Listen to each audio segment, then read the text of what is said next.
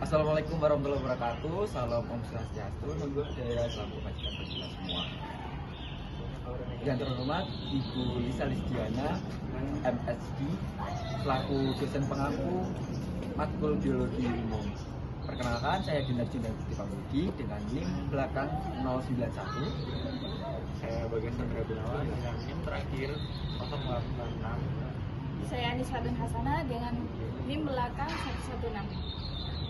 Di sini kami dari kelompok 11 akan menjelaskan tentang vesikel. Perkenalkan, nama saya Aniswatun Hasana dari kelas Kimia D dengan 3 digit nomor terakhir 116. Baik, di sini saya akan menjelaskan tentang struktur vesikel. Struktur vesikel ada 3. 1. Membran lipid yang terdiri dari lapisan ganda fosfolipid yang dibentuk oleh lapisan lipid ganda yang terdiri dari fosfolipid. Setiap membran lipid terbentuk dari lapisan ganda fosfolipid yang dibentuk oleh lapisan lipid ganda yang terdiri dari fosfolipid. Setiap fosfolipid memiliki kepala hidrofolik yang menghadap keluar dan ekor hidrofobik yang menghadap ke dalam, membentuk struktur yang stabil. Kemudian ada fluiditas membran yang bersifat semi-permeabel dan fleksibel, memungkinkan pergerakan protein dan lipid di dalamnya. Kemudian struktur yang kedua ialah protein membran. Protein membran terdiri dari 2 protein, yaitu protein integral yang di dalam membran lipidnya terdapat fungsi sebagai saluran atau transporter untuk molekul tertentu. Kemudian yang kedua ada protein periferal yang menempel pada permukaan dalam atau luar membran yang berfungsi dalam sinyal seluler, pengingatan, dan pengenalan.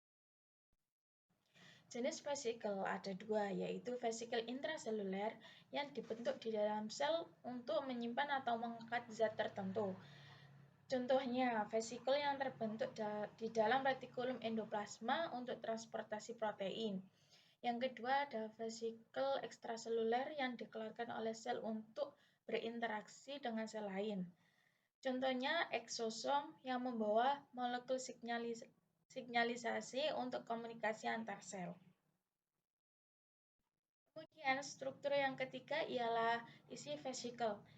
Isi vesikel terdiri dari sitoplasma konten yang dapat mengandung berbagai zat seperti enzim yang dimana akan terlibat dalam proses metabolik. Kemudian ada nutrisi seperti glukosa, asam amino, dan lipid. Kemudian molekul signaling seperti hormon atau neurotransmitter. Dan yang kedua ialah bahan genetik. Beberapa vesikel dapat mengandung plasmid atau DNA lainnya. Baik, perkenalkan nama saya Bagas Chandra Gunawan dari kelas KD dengan 3 digit NIM terakhir 086. Saya akan menjelaskan fungsi dari vesikel.